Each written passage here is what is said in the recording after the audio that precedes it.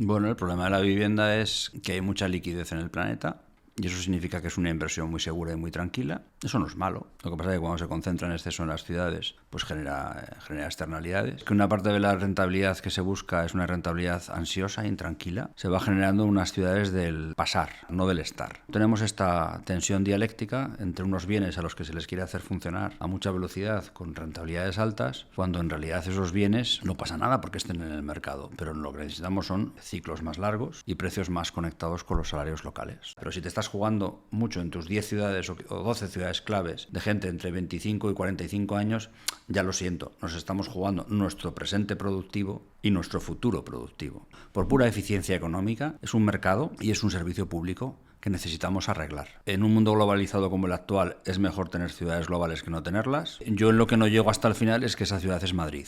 Esa ciudad es Madrilona o Barcedriz. O sea, tenemos la suerte de tener dos imágenes de marca en el planeta. Cada una tiene además atributos que son complementarios porque no están trabajando exactamente los mismos sectores económicos, no venden el mismo tipo de producto o de relato imaginario. En términos estrictamente de peso económico, no es adecuada una imagen que dice que Madrid es la locomotora de España. El 20% no puede ser la locomotora del 100%. El 40% combinado, igual sí. Pero incluso el 40% combinado significa que hay otro 60%. Mi sentido común dice que tenemos que generar una infraestructura pública, pero también con mucha intervención privada. Hay que acordar qué hacemos juntos y poner algunos límites para que esa colaboración sea simbiótica y no parasitaria. Hay que generar un ecosistema de empresas públicas, cooperativas, fundaciones, empresas privadas que trabajen con la administración, que tienen que afanarse en construir, captar, comprar, movilizar, rehabilitar, etcétera, todas las tareas técnicas que sabemos, para generar unas viviendas en las que están los precios por debajo de los del mercado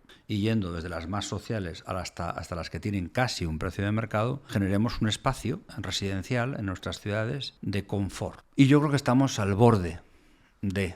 Es decir, soy pesimista porque la situación es muy complicada y porque es muy dura en muchos lugares y para mucha gente, pero yo me resisto a pensar que mi país se va a suicidar, porque ha hecho muchas cosas bien en términos históricos en otras cosas, y porque disponemos de los medios para poder hacer las cosas bien. Antes de empezar con el episodio, si os gusta el podcast, suscribiros al canal y dadle al like. Y si estáis muy motivados, sabed que hemos creado un patrocinio que nos ayuda muchísimo a hacer este proyecto sostenible. Tenéis más información en la descripción, disfrutad del episodio.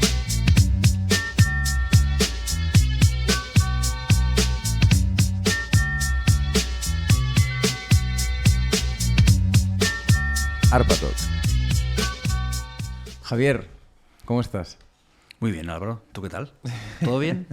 Muy bien. Gracias por haber venido. Hace un par de años tuvimos una charla muy extensa. Parece que mucha gente te dice que fue muy extensa. Efectivamente fue de 3 horas y muy bien estructurada. Y yo diría que interesantísima sobre vivienda.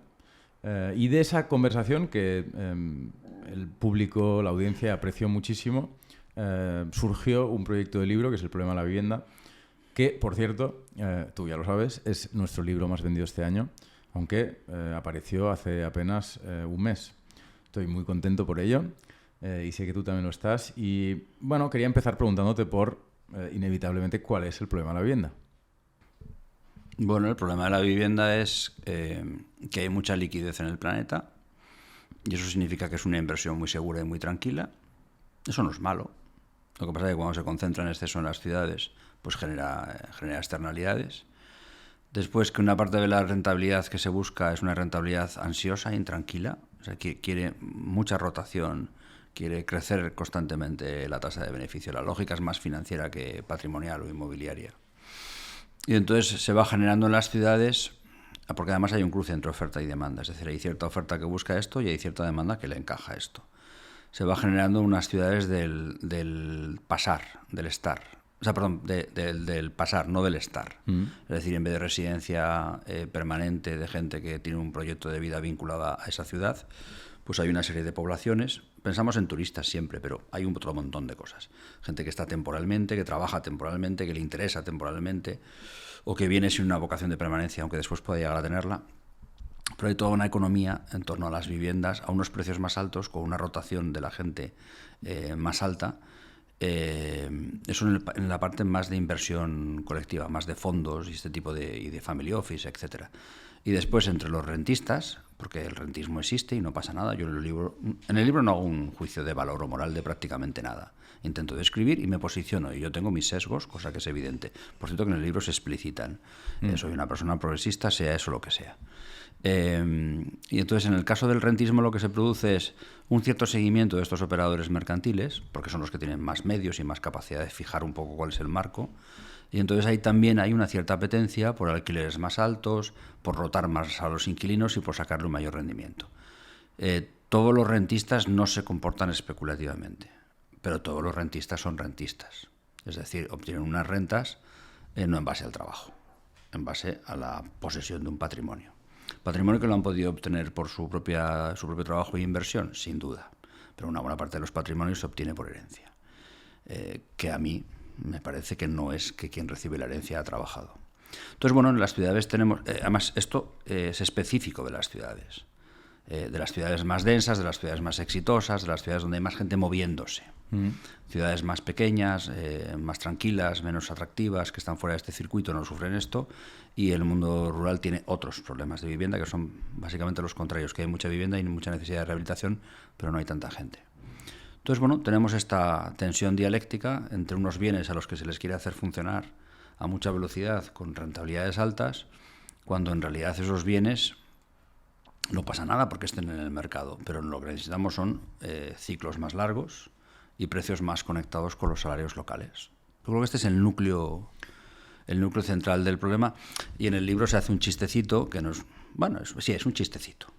Se cita una película, que es Nueve Reinas, donde hay una escena en la que Nueve Reinas la protagonizan dos timadores, dos tunantes, socios criminales. Y entonces, en un baño público, uno le dice al otro que por cuánto dinero estaría dispuesto a acostarse con un hombre. Se sobreentiende que los dos son heterosexuales.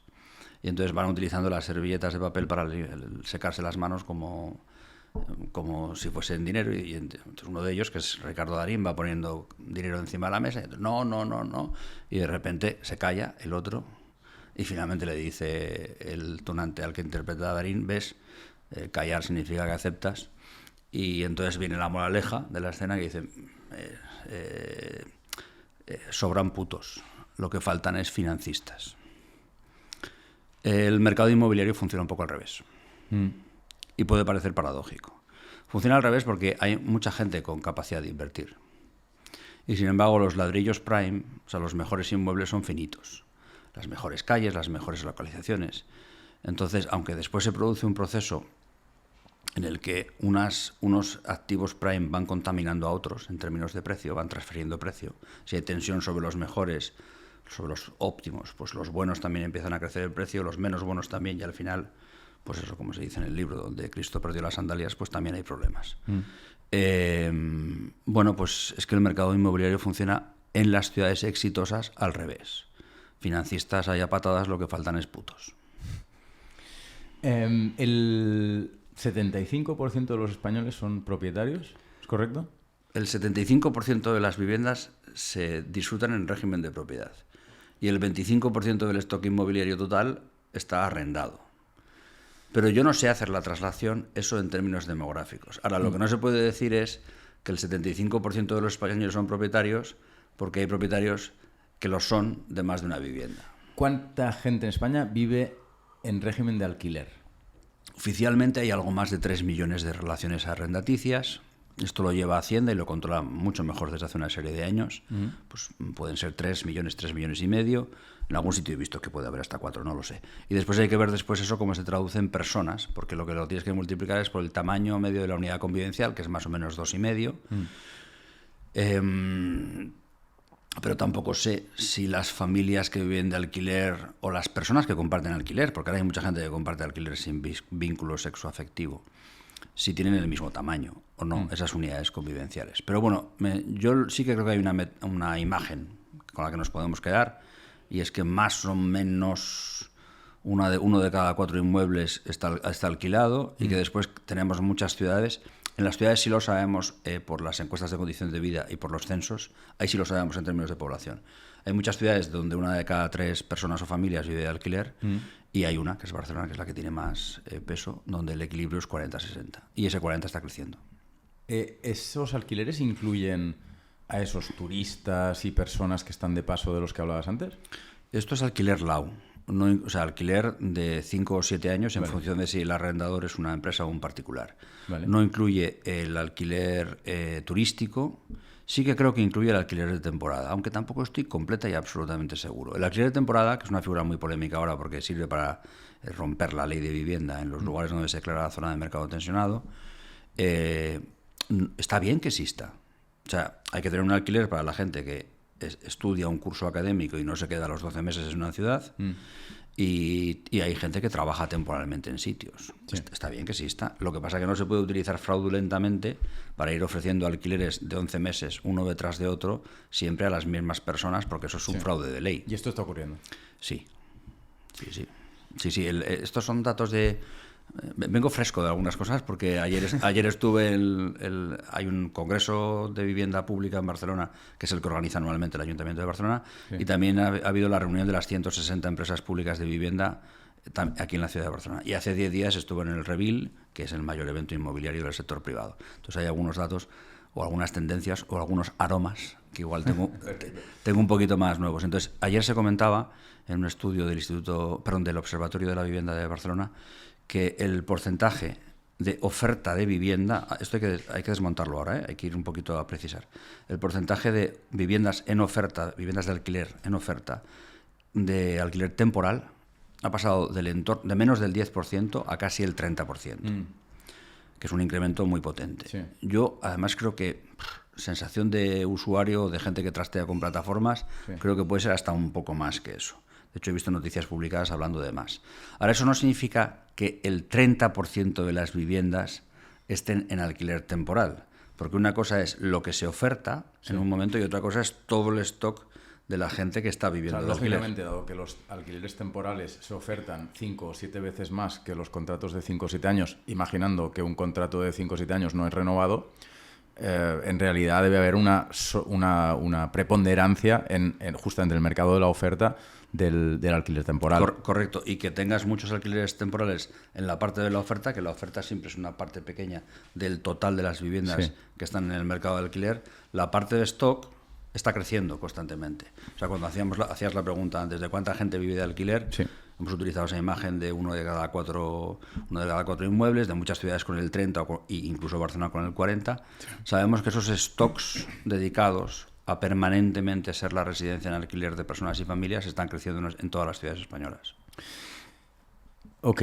Bueno, hemos empezado durísimos, pero es lo que hay. Tú eres director general de la empresa pública de vivienda de la Comunidad Foral de Navarra y, por tanto, como ya hicimos un podcast muy clarito y divulgativo, a mí me parece bien que hoy, en fin, vayamos a donde nos lleve el curso de la conversación y si tiene que ser un curso técnico, pues a mí personalmente no te preocupa. ¿Te parece? O sea, Naveguemos.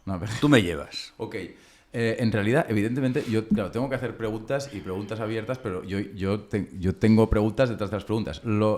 Cuando te preguntaba por el problema de la vivienda, creo que lo que te quería preguntar en realidad es si el problema de la vivienda o el problema de la vivienda que se mediatiza más es un problema que tiene que ver con una determinada generación y con los núcleos urbanos de unas pocas ciudades de España y que generalmente son las de mayor tamaño. Y quizá de manera muy particular las ciudades de Madrid y de Barcelona, aunque luego puedan seguir otras, evidentemente. Ese es el problema del que se está hablando en la tele continuamente. Porque luego, evidentemente, en vivienda hay muchísimos otros problemas que pueden tener que ver con la transición energética o con la eficiencia energética de las habitaciones o con el mantenimiento, con la salubridad, etcétera, etcétera, etcétera. Pero, en fin, ¿hasta qué punto se puede simplificar o reducir el problema de la vivienda a que hay gente de entre 20 y 45 años en grandes ciudades que no consigue vivir o bien por un alquiler aceptable o que se corresponda con las medidas históricas de peso sobre los ingresos o bien acceder en régimen de compra de propiedad a una vivienda? Bueno, como tú dices, podemos reducirlo, y claro que sí, pero el verbo tiene sus cositas. Claro, podemos reducirlo a que Vamos a ir por niveles de cómo se nos ha quemado el arroz, ¿no? Vale. Baleares y Canarias, los archipiélagos. Socarrat, del que ya no es comestible, no del que divierte. O sea, el nivel de problema es brutal. Es decir, estamos hablando de islas con sectores económicos muy orientados a determinado mix que incluye mucho turismo, mucho inmobiliario y mucho evento, que les cuesta tener cirujanos y cirujanas en los hospitales públicos, porque con salarios buenos del sector público, buenos y seguros, la gente no es capaz de vivir, y hospitales pidiendo autorizaciones para construir equipamientos habitacionales dentro de sus edificios para poder tener este tipo de personal, o hoteles de lujo que detrás lo que ves son tiendas de campaña y otro tipo de... Porque además hay mucha temporalidad en esas islas, precisamente porque hay toda una industria turística. Sí, pero son economías que funcionan muy bien, y, o sea, no son economías en las que esté cayendo el PIB o con problemas de paro, y que no es ni siquiera capaz de alojar a su propia fuerza de trabajo. Entonces ese es el nivel seguramente máximo de problema, que lleva, por ejemplo, a que cuando se habla de limitaciones a la capacidad de comprar viviendas, aparecen en los archipiélagos y no se defienden solo por gente de izquierdas. Te da una dimensión de cuál es el nivel del problema. Ese es un tipo de problema. Segundo tipo de problema, Madrid y Barcelona, nuestras dos ciudades-estado, que además son ciudades globales, que se ha publicado otro interesante libro en ARPA que debate sobre si compiten o no compiten, si deberían de hacer cosas conjuntas o no, y sobre si debe haber ciudades globales o no, que el libro es Madrid DF. Bueno, ese es el siguiente nivel de problema. Estamos hablando de ciudades que en términos occidentales son ciudades todavía baratas para una buena parte de ofertas que vienen por ahí, de demandas que vienen por ahí, de gente con determinados poderes adquisitivos. Son ciudades en las que mucha gente dice que hay muy buenos ambientes de trabajo. Esto creo que no lo estamos procesando en España suficientemente bien. Nos ven muchos sectores como profesionales competentes, que trabajamos bien, que generamos empresas chulas donde se pueden hacer proyectos de vida profesional interesantes, con un mejor balance vida profesional, vida personal y familiar que en otros lugares de Europa, y con ciudades que molan. O sea, nosotros hemos generado el sur de Europa. Especialmente Barcelona. Bueno, bien, podemos hacer la coña de especialmente Barcelona, donde estamos grabando este podcast y donde yo he vivido 8 años, pero también he vivido 5 años en Madrid, y es una ciudad con la que tengo también una relación buenísima. Y por otra parte, yo soy oriundo del centro del mundo, es decir, Bilbao. Sí.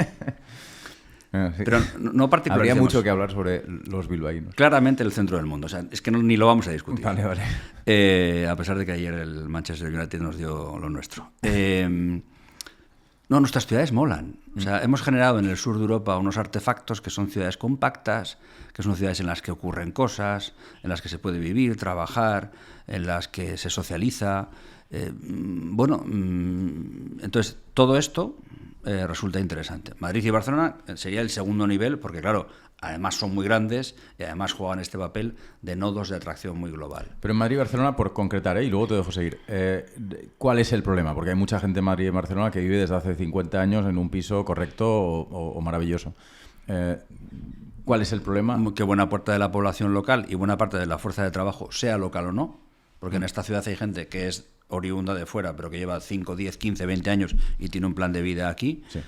No puede pagar con su salario o con sus ingresos de autónomos los alquileres en barrios normales.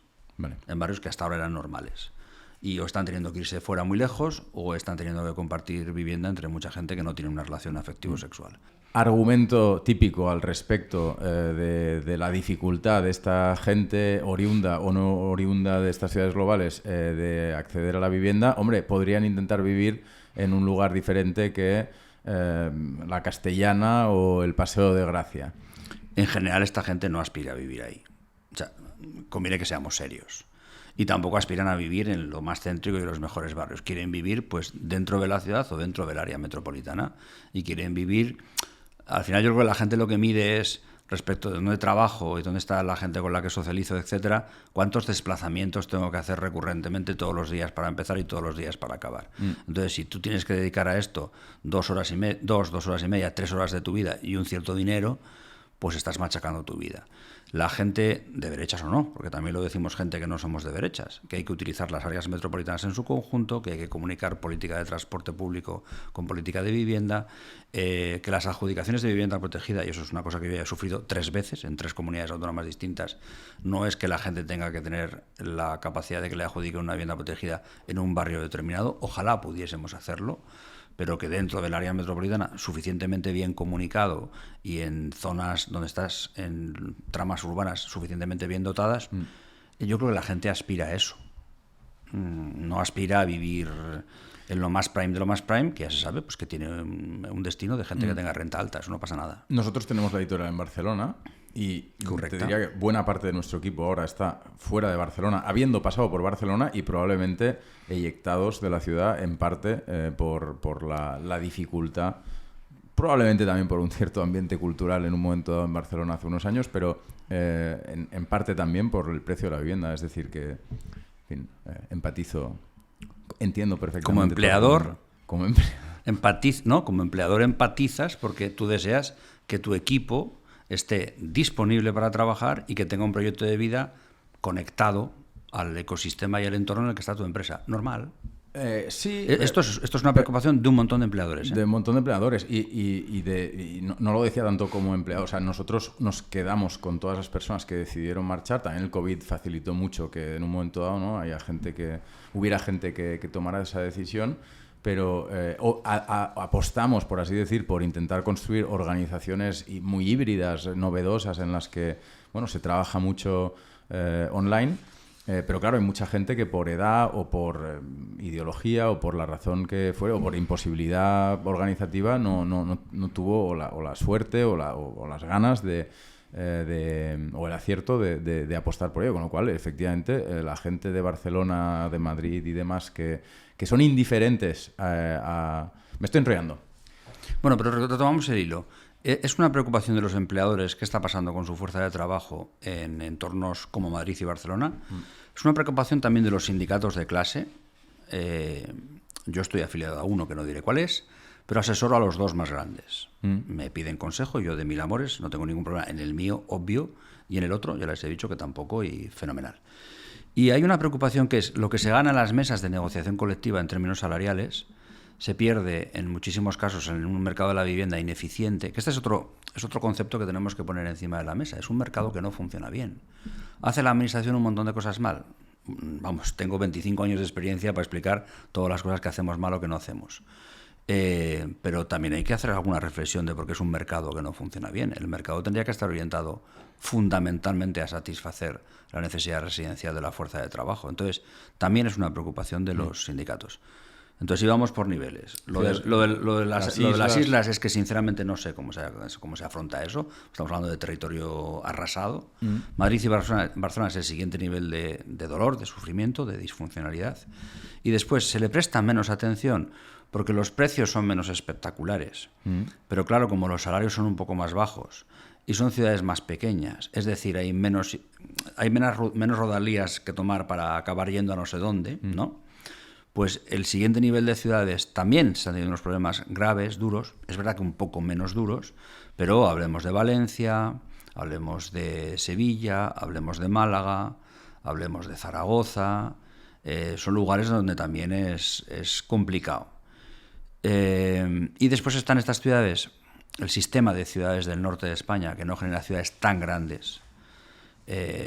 Pues están Vigo, Coruña, Bilbao, las ciudades vascas en general y las vascas y navarras, que digamos que es un siguiente nivel de problema porque hay menos presión inmobiliaria, menos presión inversora, también porque la economía es más industrial. Las economías industriales ayudan a aguantar mucho mejor esos empellones de los mercados inmobiliarios, y en el caso de Euskadi y Navarra porque además se lleva décadas haciendo políticas públicas de vivienda, insuficientes, pero a la europea, y estables y bien orientadas. Entonces, hay menos presión y además tienes algunas herramientas más para actuar. Lo cual no quiere decir que en estos sitios no haya también problemas. Y después está un mundo en el que yo estoy aprendiendo ahora, como director gerente de Nasubinsa, que es la empresa para la que trabajo, con la que tengo la suerte de trabajar, estoy descubriendo los problemas de la dispersión geográfica y territorial y demográfica, del reto demográfico y los problemas específicos de vivienda en el mundo rural. Y descubriendo los problemas específicos de Navarra, que es una tierra grande, la gente no tiene tanto en la cabeza que es un lugar grande, y intentando aprender pues, de los gallegos, que también tienen un problema específico con esto, y aquí el asunto es más bien que hay bastante vivienda en mal uso, que hay necesidad de inversiones de rehabilitación, que no hay suficiente actividad económica, pero podría haber actividad económica si a la vez hubiese un buen match entre ciertos tipos de inversiones y viviendas en un buen estado. Bueno, es complicado. Pero claro, es verdad que este último, las ciudades más pequeñas o el mundo rural, es un problema más cualitativo, no tan cuantitativo, y en lo que sí nos jugamos, entonces volvemos a lo de podemos reducir el problema. Sí nos estamos jugando mucho como país en un conjunto de ciudades que no son tantas, y en un corte generacional que tampoco es toda la sociedad, pero si te estás jugando mucho en tus 10 ciudades o 12 ciudades claves de gente entre 25 y 45 años, ya lo siento, nos estamos jugando nuestro presente productivo y nuestro futuro productivo. Entonces ya incluso por consideraciones que no son ni de política social, ni de justicia social, no, por pura eficiencia económica, es un mercado y es un servicio público que necesitamos arreglar. Yo añadiría, no los has mencionado, pero seguro que piensas en ese, o en fin, que consideras ese problema también, el problema específico que tiene la inmigración legal, alegal, en realidad de todos los tipos, en las grandes ciudades específicamente con la vivienda. No sé si es un tema del que se sabe exactamente qué está ocurriendo, porque precisamente se corresponde quizá con una zona analíticamente un poco gris, pero tengo la sensación de que ahí hay más que un problema, no sé, sobre el que se pueda razonar, argumentar, etcétera, sino que hay un problema de inhumanidad y de economía B súper loco. Tienes toda la razón del mundo. O sea, en el libro se explica bastante, bascula bastante en torno a, aunque muchas veces no se dice exactamente así, pero situación socioeconómica, clase social, afecta, y generación a la que perteneces. Afecta a cómo vives el problema y también a cómo lo interpretas y cómo lo ves. Pero sí que es verdad, y con motivo de las presentaciones que estamos haciendo del libro, que mucha gente te aporta, sí, claro, pero además hay otro asunto adicional, que es si uno viene a esta sociedad de otro lugar y tiene que hacerse aquí un sitio, porque en general, claro, o sea, vamos a dejar fuera la gente que es extranjera, pero que viene aquí con una posición socioeconómica muy desahogada. Sí. Que, por cierto, hay cada vez más, y no es ni bueno ni malo, está bien. Es bueno que seamos atractivos. Esto está fuera. Pero y también hemos tenido varias oleadas sucesivas en los últimos años de mano de obra poco cualificada, que venía también de América Latina y del norte de África, que han tenido proyectos de estancia en España más o menos estables. Es decir, alguna gente vino, estuvo trabajando un tiempo y se volvió. Sí. Se habla, por ejemplo, mucho de muchos ecuatorianos que vinieron y volvieron, sí, pero otra mucha gente se ha quedado. Claro, ahí te juntas con todos los problemas. Es decir, puede ser millennial, con una situación socioeconómica no muy boyante y además migrante. Bueno, pues sí, yo conozco menos, reconozco que tengo menos datos, que lo he estudiado menos, que lo he visto menos, pero obviamente ahí se cruzan todas las cuestiones. Como dice una amiga mía, profesional colombiana que vive aquí, si además le añades el género, ya tienes un cóctel perfecto. Maravilloso. Este es un problema que a mí me preocupa especialmente. Creo que es una bomba de relojería especialmente potente, la que cruza políticas de vivienda con políticas de integración. En muchos países de Europa esto ha sido absolutamente explosivo. Diría que en España hasta ahora se está gestionando bien, tanto políticamente como culturalmente, más allá de que evidentemente exista un racismo importante cultural en España, pero como existe en todos los países del mundo, creo que todavía podemos decir que no hemos transformado el racismo en el alfa y el omega de determinados discursos políticos. Lo creo así, quizá me equivoco, pero lo creo así. Y creo que es muy importante que eso no ocurra. Pero para que eso no ocurra, evidentemente, nos tenemos que preocupar de las condiciones de vida de todos y también de la gente que viene, que nos ayuda un huevo, que generalmente es súper trabajadora, con una ética del trabajo y con en general acojonante. Y no sé, tengo la sensación de ver o de estar observando cada vez más a mi alrededor situaciones, de gran indignidad por parte de españoles en su trato hacia inmigrantes muy, muy desprotegidos. Es un problema grave y supongo que tu afrancesamiento te hace verlo con esos ojos. Es decir, seguramente eres más consciente que otros del problema porque hay algunas cosas que en Francia no van bien. Aquí no me siento con autoridad para opinar basándome en que sé de qué va. Yo tengo la visión de ciudadano de a pie. Después he vivido en bastantes sitios de España, que eso también te da alguna perspectiva. Y la otra es que los sistemas públicos de vivienda, si resides legalmente y estás empadronado, tú tienes derecho a acceder al mismo tipo de buenas o malas viviendas y muchas o pocas subvenciones al alquiler. Con lo cual se trabaja con población no originaria de España.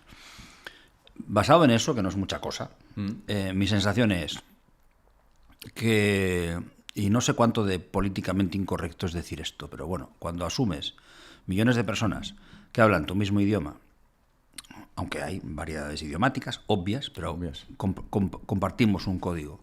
Y después la educación ha sido, tradicionalmente hasta la fecha, judeocristiana. O sea, somos católicos o de cultura católica, sí, o de entorno católico o cristiano en cualquier caso. Bueno, esto facilita un poco las cosas. Cuando el nivel de diversidad es mucho mayor es más difícil acoger. Después, también creo que algunas cuestiones técnicas, en términos urbanos y de vivienda, aquí, no sé si conscientemente, es posible que no, pero las hemos hecho mejor. O sea, las banlieues de HLM, básicamente de gente de fuera, que vamos a descomponer qué significa eso para toda la gente que nos siga. Los satélites urbanos muy mal conectados con el conjunto de la ciudad, es decir, lejos y con pocos servicios públicos y privados y con mal transporte, donde se concentra mucha gente. Y en esos sitios donde se concentra mucha gente, además hay mucha vivienda, lo que nosotros llamaríamos vivienda protegida de alquiler social. Sería la traducción de HLMs, que no es exactamente eso, pero bueno. Y además, por el universalismo de los franceses, que no le pueden preguntar a nadie nada porque todo el mundo son hijos de la República, acaba significando una concentración de problemas sociales muy concentrados en algunos sitios. Nosotros esto no lo hemos hecho. Ahora se me dirá, bueno, las 3.000 viviendas en Sevilla, sí, claro. Y podemos ir todos al polígono malo de cada ciudad, que hay varios. Pero en general nosotros creo que habiendo segmentación socioespacial, porque todos vivimos en función de nuestro nivel de renta, es obvio. El nivel de dignidad de los barrios obreros es alto. Si no, nos estarían gentrificando ahora tan fácilmente. Todo correcto, estoy totalmente de acuerdo. Es decir, están bien conectados por transporte público, están en una trama de servicios públicos que no es peor que esos servicios públicos en un lugar prime de la ciudad. Es muy parecido, o a veces puede ser, por casualidad, incluso mejor. Y después, o sea, para empezar tenemos estas ciudades densas, con segregación socioespacial, obvio, por renta, pero con un nivel de dignidad bastante alto en casi todos los lugares. Eso es un éxito de haber construido bien ciudades y de haber construido bien estado del bienestar, con sus muchísimos defectos, pero bien. Y la otra es que la reserva del suelo para vivienda protegida, esto es una friquez técnica, pero en el libro se habla de esto y yo he venido a hablar de mi libro, es una friquez técnica. La reserva del suelo para vivienda protegida en las comunidades autónomas donde existen, son medianamente altas y se han ejecutado bien, obligan a que cada vez que se va a crecer, se crezca en el sitio que se crezca, hay vivienda de mercado y hay vivienda protegida, y esa vivienda protegida es de varios tipos. Entonces, bueno, pues supongo que no tengamos a Vox a punto de ir a la segunda vuelta de las elecciones de la República Española, que sería el equivalente a lo que ocurre con Marine Le Pen en Francia. Ya no será Marine. Bueno, que será, ha sido inhabilitada. bueno, será su número 2, que dicen que es un candidato más peligroso. Bueno, pues tendrá que ver con cuestiones sociopolíticas también, de cómo es la fibra fibra cívica media de nuestra sociedad. Pero creo que hay algunas cosas que técnicamente las hemos hecho mejor. O no hemos caído en los mismos errores que otros. Luego tengo una pregunta que tengo muchas ganas de hacerte desde el principio, pero primero te quiero preguntar precisamente por Madrid DF. Pero te iba a preguntar si Madrid es una excepción en el sentido de que quizá su modelo de desarrollo urbano ha sido tan bestia en los últimos años que quizá ha generado dinámicas de segregación socioespacial diferentes e incluso de trama urbana diferente, ¿no? Porque el transporte público y el transporte privado en Madrid son más complicados en algunos ámbitos de la metrópolis que, por ejemplo, en Barcelona, donde el crecimiento ha sido mucho más lento, o que en ciudades más pequeñas que no tienen el mismo tipo de problemas metropolitanos. Entonces te iba a preguntar por la especificidad eventual de Madrid al respecto de lo que estabas comentando.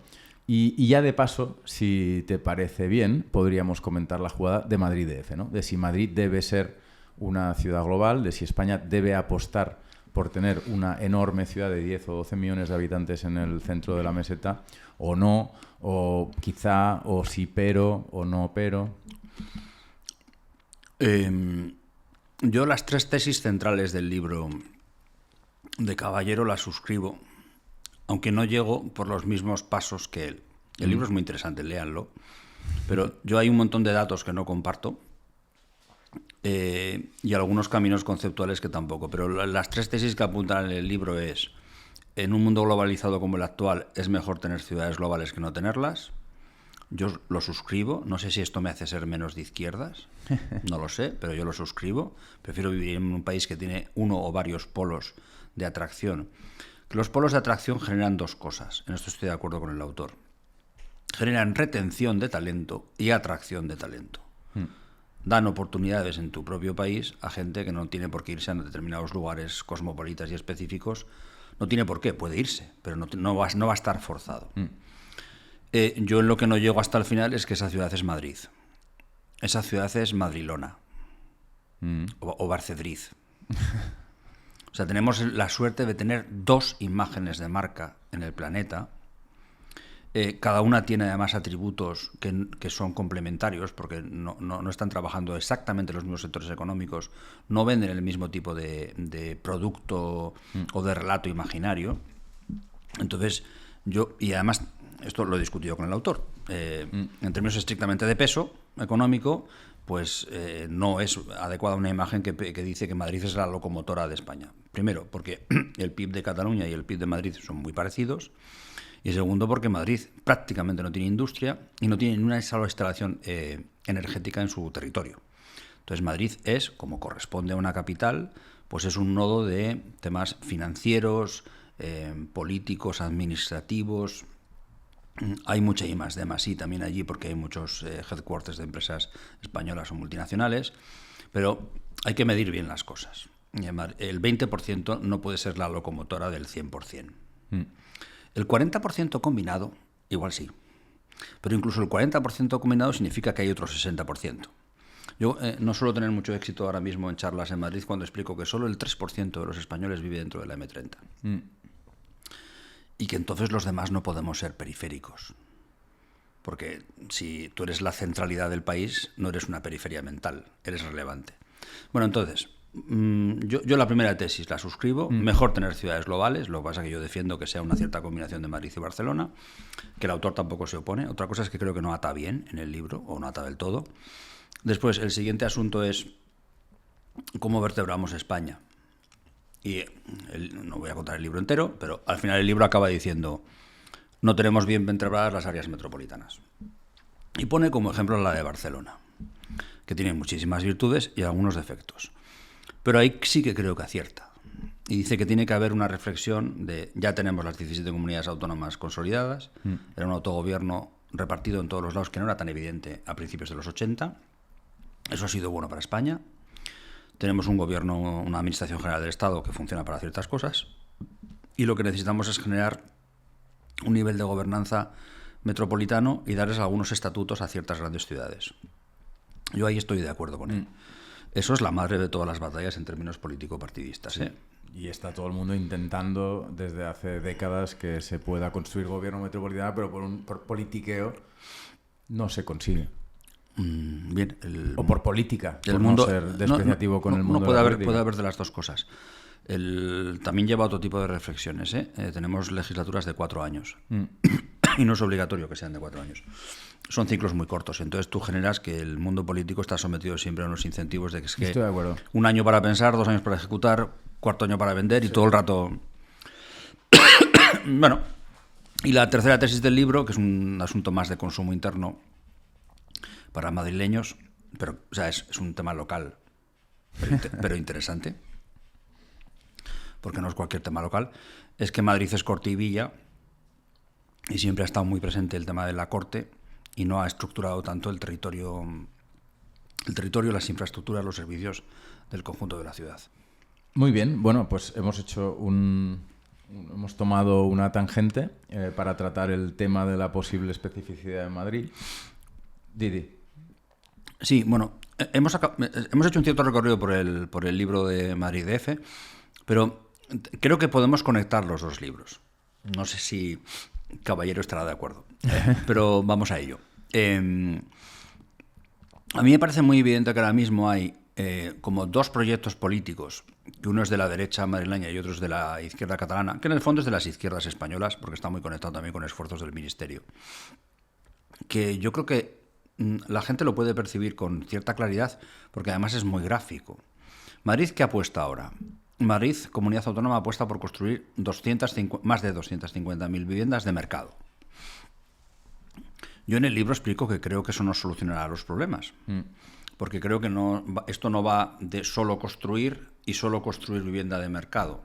Esto va de construir, comprar, movilizar vivienda vacía, rehabilitar y un conjunto de cosas muy largas que en el libro se explican y que involucran muchos actores, pero de viviendas que sean asequibles y que busquemos condiciones para que sean permanentemente asequibles. Entonces, no es mi modelo, pero intelectualmente estoy dispuesto a esperar, y además creo que es injusto juzgarlo ya, inmediatamente. Entonces, hay que ver cuántas de esas 250.000 viviendas se construyen. Por el nivel de pujanza, energía y empuje que hay ahora mismo en Madrid, serán muy cercanas a las 250.000. Por cierto, es una Zaragoza instantánea. Madrid se va a meter a sí misma una Zaragoza adicional. Entonces, si ellos tienen razón, ellos y ellas, y yo estoy equivocado, tendrán que bajar los precios de la vivienda de una manera importante. El exceso de oferta tendrá que hacer que el precio unitario, tanto de las compras como de los alquileres, sea más bajo. Eso no está ocurriendo a día de hoy, sino todo lo contrario. Pero lo que admito es que a los modelos hay que dejarles que vayan desarrollando sus efectos para acabar de juzgarlos. Sí. Claro, tenemos un mal precedente, y es que en España construimos en una década 6 millones de viviendas, de 1998 a 2008, y el precio de la vivienda se multiplicó por 2,5 y el del suelo por 4. Entonces uno tiende a pensar que seguramente va a pasar más o menos lo mismo. Pero bueno, vamos a dejar a ese modelo evolucionando. Es un modelo que además dice que solo quiere hacer eso. No quiere hacer nada más. No quiere declarar zonas de mercado tensionado, no quiere limitar los precios de los alquileres, no quiere generar parque público de vivienda de alquiler masivo. Las colaboraciones público-privadas que están diseñadas son fungibles, es decir, se colabora solo durante un tiempo muy pequeñito, muy corto, y para generar viviendas de alquiler solo a corto plazo. No es mi modelo, lo critico, pero respeto. Barcelona, Cataluña, pero sobre todo el área metropolitana de Barcelona, está en otra cosa, que es producir 50.000 viviendas protegidas que sean permanentemente protegidas, que se destinen fundamentalmente al alquiler, aunque no todo tiene por qué ser alquiler social, puede haber diferentes tipos de alquiler. También creo que se acepta que una parte de ellas serán viviendas en cooperativas en cesión de uso, una parte pequeña, y también creo que no se le hará ningún asco a que una parte de esas viviendas protegidas, aunque sea una parte pequeña, no todas, se puedan vender. Lo que pasa es que en Cataluña desde el 2017 las viviendas protegidas están calificadas de por vida. Con lo cual la apuesta de Cataluña es menos viviendas, pero de una calidad intrínseca que permiten que sean un instrumento de una infraestructura de país. Mi tesis en el libro es que eso es mucho más complicado de hacer mucho más caro, difícil, conflictivo, etcétera, pero que eso tiene más capacidad de transformar. También, como he dicho antes, creo que no se les puede juzgar, no se nos puede juzgar. Yo trabajo en una empresa en Navarra, la Subinsa, que se dedica exactamente a eso.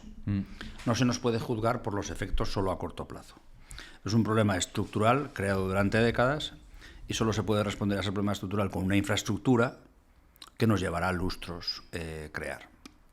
Entonces, la tensión, esa dialéctica Madrid-Barcelona, es muy interesante. Es un laboratorio. Si no hubiese si no va a acabar habiendo casi 20 millones de personas viviendo en el entorno de esos dos laboratorios a cielo abierto, creo que los economistas y los sociólogos matarían por tener un ejemplo de dos políticas distintas. Además, da la sensación de que Madrid tiene un respaldo democrático fuerte a un proyecto liberal o neoliberal, como queramos entenderlo, y creo que Cataluña también tiene un respaldo sociológico y electoral fuerte a un proyecto pluripartidista y más bien de izquierdas o de centroizquierda, bueno, como lo queramos llamar. Bueno, pues vamos a ver cómo evolucionan los dos. Mi tesis en el libro es que el modelo catalán, que en el fondo tiene 20 y tantos años de antecedente en Euskadi y en Navarra, y que es si acaso alguien no había entendido que Bilbao era el centro del mundo. No, pero bueno, he hecho el chiste y recibido el correctivo que recibimos del Man United del otro día y el anterior. He hecho el chiste, ahora vamos a decir algunas cosas. Yo estuve en un equipo de gobierno en vivienda y teníamos los directores generales y los gerentes de empresas sobre 30 años pelados y hicimos una serie de cosas que hoy están en el debate en España y que allí llevan un cuarto de siglo funcionando. Entonces, es verdad que la tensión dialéctica Madrid-Barcelona nadie puede competir con ella en términos de generar ejemplos buenos y malos, que los vascos y los navarros somos pocos, de acuerdo, pero en Euskadi las viviendas están calificadas de por vida, las viviendas protegidas, todas, estén en suelo de reserva o no, sean públicas o privadas, sean de alquiler o de propiedad. En cualquier caso, están calificadas todas desde el año 2003. Eso es hace mucho tiempo, ¿eh? Y es un debate que todavía en España no está cerrado. La primera empresa pública que se dedicó a construir vivienda protegida de alquiler para intentar generar un parque de alquiler es Alokabide, que yo tuve la suerte de poder estar en la fundación de la empresa, que además era una empresa mixta, porque tenía capital público y estaban las cajas de ahorros dentro. ¿Por qué estaban las cajas de ahorros en el capital? Porque ningún banco financiaba la producción de vivienda protegida de alquiler. Solo se financiaba la de venta. Y tuvimos que seducirles y que compartiesen proyecto con nosotros. Cuando en el año 2003 se monta el primer programa para movilizar vivienda privada vacía hacia el alquiler público, que es el programa Bizigune, y que es un programa súper interesante porque básicamente lo que le dice al propietario privado es: usted no deje de ser propietario privado. Por favor, usted no está sacando un rendimiento a su inmueble. Yo tengo subvenciones a la rehabilitación, tengo gente inscrita en el listado de demandantes de vivienda protegida. Por favor, ponga esa vivienda en funcionamiento y yo le garantizo unos ingresos, eso sí, un poco más bajos. Entonces, todas esas cosas y otras muchas más que se explican en el libro y que son más técnicas. Todo eso, esa importación de un saber hacer europeo, en España se ha hecho a través de Euskadi y de Navarra. Entonces, hacemos todos los chistes que queramos sobre Bilbao, pero eso es así. Otra cosa es que no tiene capacidad de tener impacto.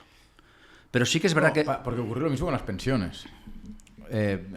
Lo voy a explicar fatal porque hace mucho tiempo que no he leído sobre el tema, pero en Euskadi hay un sistema de pensiones mixto en el que una parte de la pensión es voluntaria y puede invertirse en mercados financieros, no digo ninguna tontería, y ese sistema ha generado una salud financiera del sistema de pensiones absolutamente increíble, y eso tiene también décadas, tiene tantos años como la democracia prácticamente. Para nada soy un experto, pero estás hablando de las entidades de previsión social voluntaria, las EPSVs, sí, que en Euskadi... Explícalo bien ahora. No, pero no soy un experto, o sea, a nivel de usuario, es decir, es un concepto que el asalariado medio vasco está familiarizado con él, sí, pues porque aparte de que tiene beneficios fiscales que lo dan las 3 diputaciones forales, bueno, las 4 también la Navarra, pues que las empresas públicas o privadas lo ofrecen. Y no es obligatorio, pero bueno, como las condiciones no son malas, pues mucha gente tiene su EPSV que le garantiza que cuando llega la jubilación tiene la de la seguridad social y un complemento más. Pero para nada soy un experto y no diré de lo que no tengo ni idea. Pero sí, en términos de políticas públicas... No, para los frikis de las políticas públicas estas historias son muy interesantes. O sea, hay territorios, hay gobiernos, hay sociedades que a veces aciertan, igual que hay otras que no aciertan, ¿no? A veces, efectivamente, una comunidad autónoma como el País Vasco, pues, tío, lo hace muy bien en un ámbito y claro, eso el universo nunca lo sabrá porque el problema que pudo ser nunca fue, nunca será, pero te sacas un problema de encima de cara a futuro impresionante. Es muy difícil luego de explicar. Porque claro, la no existencia, un no fenómeno... Tampoco pasa nada. Yo he ido a muchos eventos del mundo inmobiliario donde ha habido gente que me ha explicado que ellos inventaron la primera bolsa de alquiler para movilizar vivienda vacía. Y en el fondo eso es, en términos gramscianos, eso es hegemonía. Es como, pues muy bien, querido, sí, o querida. Lo inventasteis vosotros. Fenomenal. Eso quiere decir que hay mucha gente haciéndolo ahora. Yeah. En cualquier caso, en políticas públicas de vivienda, yo creo que Euskadi y Navarra fueron y son laboratorios súper interesantes, que después, como consecuencia de que entre administraciones públicas catalanas y vascas hay bastante relación, sí. También creo que haya habido un cierto camino de compartir experiencias. Y ahora, básicamente, lo que está ocurriendo con un gobierno de izquierdas, de coalición de izquierdas, y con un ministerio de vivienda que está queriendo pisar el acelerador, yo creo que han revisado bastante bien el diagnóstico y creo que empiezan a tener bastante clara la caja de herramientas. En el fondo, lo que están queriendo elevar a rango de política pública estatal son estas experiencias vascas, navarras, catalanas y de algún otro sitio más, que también hay alguna cosa por ahí suelta. Es un proceso normal, ¿no? Se experimenta más a nivel local, regional, y el legislador estatal y la Administración General del Estado pues está atenta y dice, pues de esto pues parece que tendría que ser por ahí. El problema, que en el libro se habla mucho de esto, pues que generar esa infraestructura, generar ese ecosistema de proveedores públicos y público-privados de vivienda social asequible, pues es caro, no se puede improvisar, requiere inversiones, requiere tiempo, requiere consensos. ¿Por qué construir cuando se puede funcionar como asegurador de una renta un pelín minorada de los propietarios privados, grandes tenedores o tenedores normales y corrientes? No sé si me explico. ¿Por qué ir a un modelo francés cuando podemos ir a un modelo alemán? Eso lo vamos a descomponer a quien nos siga. El modelo francés es, como le ocurre a Francia, estatista. Y siempre también con dos cojones. O sea, hay un punto violento. Por cierto, voy a acabar diciendo tacos como consecuencia. No, porque creo que YouTube luego nos desmonetiza o no sé qué. No, pero el problema no es ese. Basta que nos vamos a hacer con este a mí vídeo, la desmonetización de este vídeo me preocupa poco. Si yo acabo diciendo tacos, el problema es que mi madre me dirá, mira, el señor ese con el que has estado, el señor ese Palau, que diga lo que quiera. Pero tú no te dejes llevar. O sea, sigues en el colegio tú. Sigues en el colegio, tienes amigos, hay amigos que son malas influencias como yo, y tu madre sigue atenta a que no... Mi madre es una consumidora de literatura, de ensayo, de redes sociales y a sus... ¿Es buena clienta de ARPA, tú crees? Yo creo que sí. ¿Sí? Yo creo que sí, ¿eh? Mirad las ventas en Basauri, yo creo que sí. Y sigue a sus hijos. Entonces, bueno, volvamos. Sí. Francia tiene esta cosa también de la ambición republicana. Sí. Hay un problema, nosotros somos la grandeur, pues por ello. 800, más que tú. Que es admirable, ¿eh? Entonces, la solución a la francesa es, vamos a generar un tipo de operador, que son las HLMs, que son unas empresas que son básicamente públicas, pero no tienen por qué serlo. Y hay público-privadas y hay incluso privadas, pocas. A las que se les dice, si usted se dedica a construir viviendas y mantenerlas y gestiona alquiler a unos precios que están decididos por el Estado, usted podrá recibir un montón de ayudas. Y entonces lo que genera es una infraestructura. Como idea está bien. El problema es que se les fue la mano haciendo HLMs en las banlieues. También creo que nosotros hemos tenido el problema en nuestras políticas públicas de orientarlas casi solo hacia la propiedad y ellos han tenido el problema contrario de orientarlas solo hacia el alquiler social. La mezcla es necesaria, la mezcla social y los subsidios cruzados entre tipologías de vivienda también. Pero esa es la solución francesa, que ahora está muy agotada. Francia está haciendo procesos de interés, que es, por ejemplo, que las HLMs tengan un tamaño mínimo. y está llevando a que se fusionen para un mínimo nivel de eficacia. Que no hagan solo alquiler, están empezando a introducir cosas parecidas a suelo en propiedad pública que se cede a alguien que lo puede vivir allí toda la vida o muchos años, que eso se mezcle con otros tipos de viviendas. Están empezando a diversificar su modelo. Pero es un modelo estatista, publicista, centralista, jacobino, bueno, con todas las cosas buenas y malas que tiene Francia. El modelo alemán es un modelo distinto, es un modelo con no demasiada vivienda pública, como diríamos nosotros. No demasiada es 3 veces más que nosotros, ¿eh? No siendo no demasiada. Está en el entorno del 10. Entonces tienen unas viviendas pues, que son o de administraciones públicas o de operadores que trabajan con la administración. Eso es un circuito determinado. Y después a los propietarios privados lo que les dicen, tienen diferentes programas que en general son de los Estados federados, pero hay un poco de todo. Que es, usted puede, vamos a inventarnos números, usted puede alquilar en el mercado a 1.000 euros, ¿verdad? Y tiene el riesgo de que no le paguen y tiene el riesgo de que le devuelvan la vivienda en mal estado. No son riesgos que en Alemania sean tan combinatorios, porque ellos tienen relaciones contractuales bastante largas, es lo habitual, la gente más o menos cumple y la gente más o menos devuelve las viviendas bien. Es decir, que en principio son mercados grandes que funcionan. Pero el Estado le dice, usted a 1.000, ¿verdad?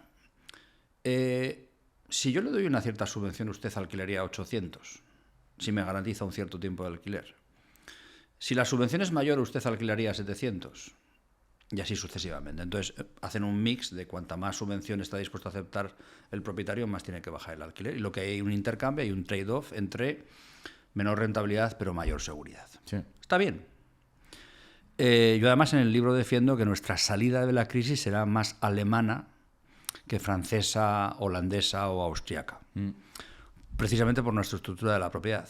Las viviendas ya tienen propietarios. Exacto. La ciudad ya tiene sus dinámicas. Y conseguir generar grandes parques de vivienda no de mercado, solo a base de construcción en la expansión, y lo que es todavía mucho más difícil, en el retejido de las ciudades, eso es complicado. Con lo cual nos vendría bien tener estos esquemas de fomento de que la oferta privada se dirija a unos ciertos programas de acuerdo con la administración. Entonces, quien nos siga dirá, pues lo que hay que hacer es el modelo alemán. Bueno, bien, pero también tiene un pequeño problema, que no es menor. Cuando tú haces acuerdos con los propietarios privados de largo plazo, esos acuerdos vencen en algún momento. Cuando tú dices, yo he firmado con una serie de propietarios privados un acuerdo a 25 años, pues fíjate qué bien. Pero los 25 años llegan. Entonces lo que ocurre es que en mercados tensos, porque ellos también tienen ciudades globalmente atractivas, el propietario que ha ido explotando una vivienda en un esquema de tranquilidad, pero la tiene amortizada, la tiene en buen estado, etcétera, la tentación de decir, bueno, ahora me salgo de ese esquema y voy al mercado es grande. Si te lo van haciendo propietarios individuales uno a uno, tienes un problema, que además está muy como ramificado, pero si te lo hacen operadores grandes que han tenido acuerdos grandes con la administración, eso, de facto, significa que tienen problemas muy parecidos a las de las descalificaciones de nuestras viviendas protegidas.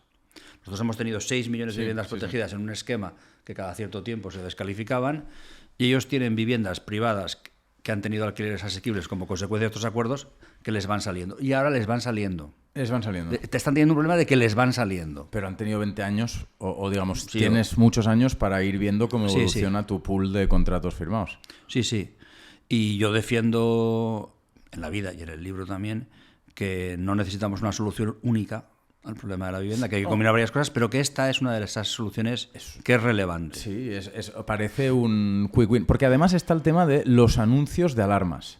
Si funcionan también los anuncios de alarmas, porque todo el mundo está acojonado con la ocupación y demás, que el Ministerio de Vivienda ponga anuncios, cree una especie de agencia inmobiliaria o de aseguradora. Ya lo intentó una vez y lo hizo muy mal. Porque claro, es que ese es el problema. Es que luego lo intentan y lo hacen muy mal. Pero bueno, en todo caso, después del de alarmas digan, oye, ¿has oído el anuncio de las alarmas? Pues yo te hago uno mejor. Réstate 10 o 20% de precio a tu alquiler y tú tranquilo que yo me ocupo. Y creas agencias municipales o estatales de gestión, de agencias inmobiliarias o de gestión de inmuebles Entidades de intermediación inmobiliaria públicas a nivel local. Muchas gracias, Javier. Con un paraguas por encima, que el Estado lo que ponga sean ciertos instrumentos financieros y económicos. Sí. Bueno, es una de las 13 medidas, no, eran 13 o 12, estas que anunció el presidente del gobierno a principios de enero. Esto lo sabes tú. No sé si es el día 13 anunció 12 medidas o el día 12 anunció 13, pero una de las dos. Vale. En cualquier caso fue a principios de enero y eran sobre una docena de medidas. Eso está ahí. Y se quiere desarrollar. Pero claro, luego entras en la burocracia. No, a ver, la burocracia es una filfa y yo trabajo dentro de la burocracia y consume mucha energía. Pero hay otra cosa que también se llama reparto de competencias. Y el reparto de competencias es una herencia que tenemos de los alemanes, que son una gente muy ordenadita, que consigue que haya cosas que ocurran. Entonces, ¿está mal que no haya colaboración entre las administraciones? Claro que está mal. ¿Está mal que haya muchos líos de politiqueo y que dificulte algunos programas de varias administraciones? Claro que está mal. Pero esta cosa que empieza a haber, que es este nihilismo de las competencias, que da igual, cualquier administración puede hacer lo que le dé la gana, ¿y qué es esto de que no sé quién es competente y no sé quién no? Bueno, vamos por partes. Es bueno que el urbanismo se gestione a nivel local, porque los que saben qué está ocurriendo en su territorio son las ciudades y los ayuntamientos. Es bueno que la política pública de vivienda sea autonómica, de los entes federados, que se diría en otros países de nuestro entorno, pero es bueno que lo hagan las comunidades autónomas. Y es bueno que algunos instrumentos más macro, más estatales, más regulatorios, más potentes, que tienen que ver con las hipotecas, con las valoraciones de los suelos, con el crédito y con determinados instrumentos, que eso sea estatal. Entonces, ¿vamos hacia esto? Pues da la sensación de que podamos hacia esto y ojalá. ¿Significa que la solución va a ser solo esto? No. Habrá que hacer un montón de cosas, una de ellas es esta, pero después, como tenemos ese laboratorio que es Euskadi, donde se está haciendo desde 2003, también saquemos conclusiones, ¿eh? El programa está ahí. El programa es muy robusto, es decir, hay una agencia pública de intermediación inmobiliaria que lleva funcionando un cuarto de siglo. Y están ahora mismo en 7.500 viviendas. Euskadi son ¿un parque de cuántas? Euskadi son 2.300.000 personas, somos 2.300.000 personas y en torno a 1 millón de inmuebles. Entonces, 7.000... Es muy poquito, es un 0,7%. 7.000 es lo que es. Es lo que es. También hay otra forma de verlo y es que Euskadi tiene... Bueno, perdona, pero para uno el alquiler ¿de qué? ¿Del 20-25%? Sí. O sea, es un 4% de la vivienda de alquiler. Esta es la otra lectura que iba a hacer. Que si tú lo confrontas... Primero, con cuál es el tamaño del mercado del alquiler en Euskadi, que es bajo. Sí. La participación de Bizigune en el conjunto del mercado del alquiler no es mala. Y después, si lo confrontas con el número de viviendas protegidas, permanentemente protegidas, sí. Euskadi cuenta a la vez las viviendas protegidas con calificación indefinida con las viviendas que están permanentemente dentro del programa Bizigune. Y salen 55.000. Vale. De 55.000, 7.000 son por captación. Bueno... Y después yo hago muchos numeritos de estos que a gente que está fuera de Euskadi y Navarra le molesta bastante. Yo lo que hago es dividir entre la población de Euskadi o Navarra y multiplicar por la de España. Y entonces lo que te sale es qué tamaño tendría ese instrumento si estuviese implantado en toda España. Entonces, si Bizigune o la bolsa de alquiler, como se llama en Navarra, existiesen en toda España, pues tendríamos 1 millón de viviendas, una cosa así, en este esquema. Y ahora oficialmente hay 580.000 viviendas o protegidas o con ayudas al alquiler. Entonces es un instrumento a utilizar. Ahora, en el libro insisto mucho en que yo a cualquier persona, no es tu caso, no es tu caso, pero a cualquier persona que dice la solución, la solución al problema de la vivienda es, mi cerebro desconecta. Ya no tengo interés en seguir escuchando. De hecho, tu primera página es esto, es una aclaración, es un disclaimer, como dirían en el mundo anglosajón, al respecto de que no existen soluciones sencillas y milagrosas a un problema tan complejo y polifacético. Y local. Te quería preguntar por las 250.000 viviendas madrileñas o por el plan Ayuso. En el ámbito de la vivienda y también por esos 6 millones de viviendas que se hicieron entre el 98 y el 2008 en España y que generaron, entiendo que por una financiarización muy fuerte o por una creditización muy fuerte del mercado inmobiliario, un aumento de los precios, tanto del suelo como de los propios inmuebles, tan elevados. O sea, ¿cómo puedes hacer 6 millones de viviendas y al mismo tiempo... ¿Por qué el mercado de la vivienda no es un mercado que responda a las leyes habituales de los mercados, de la oferta y de la demanda? Concretamente en España, no sé si puedes ir a través de la economía o de las finanzas, de cómo subieron tanto los precios, de dónde surgió ese aumento de precio, ese dinero, me estoy enrollando, lo siento. Y respecto a las 250.000 viviendas en Madrid, se propone, es un proyecto puramente dogmático, ideológico, o se entiende que hay alguna especificidad en el plan que se está proponiendo que puede conllevar resultados diferentes. Perdón por la pregunta tan larga. El proyecto que tiene ahora Madrid va a volver a repetir exactamente, punto por punto, todos los errores de la década 98-2008. Sí, pero también cómo se explica que los precios después de esa década crecieron tanto si se hizo tanta vivienda, ¿no? O sea, bueno, se explica porque en buena parte de Occidente y también en Europa durante una serie de años después de la revolución conservadora de Thatcher y Reagan se rebajaron los impuestos a la gente más rica y había muchísima liquidez. Y entonces esa liquidez la gente la colocaba, había excedentes de capital y la gente lo colocaba en cosas. Y una de las cosas en las que lo colocaron como locos, se colocaron seguro que en otras muchas cosas, pero una de las cosas en las que se colocó como locos era en ladrillitos irlandeses y ladrillitos españoles. No me estás convenciendo ahora mismo, porque los precios después no bajaron. O sea, sí, hubo un estallido de la burbuja, sí, pero que fue muy local en realidad, porque en la mayoría de mercados inmobiliarios o de vivienda, los precios después de 3 o 4 años volvieron a empezar a subir y de hecho los precios de la vivienda siguen en ciclos muy largos los ciclos de crecimiento. Porque sigue habiendo mucha liquidez y porque siguen siendo los ladrillitos prime, porque sigue habiendo muchos más financistas que putos. En un contexto en el que además nuestras ciudades, no digo que no hubiese gente de fuera, que no hubiese expats, seguramente digital nomads no tanto, y gente que tenía proyectos de vida más o menos temporales en España o en Irlanda en su momento. Es decir, en los 90s o a principios de los 2000. Algo habría, pero no es tan masivo como ahora. Pero bueno, hubo un momento en que hubo mucho capital que se colocó, y era capital básicamente francés y alemán. Está bastante bien estudiado, que lo que le dieron es muchísima liquidez a los bancos y los bancos españoles lo convirtieron en financiación de lo que es nuestro complejo industrial militar. Nuestro complejo industrial militar es el que cierto presidente de los Estados Unidos salió de la Casa Blanca echando pestes. En el nuestro es la triada turismo, mundo inmobiliario, eventos.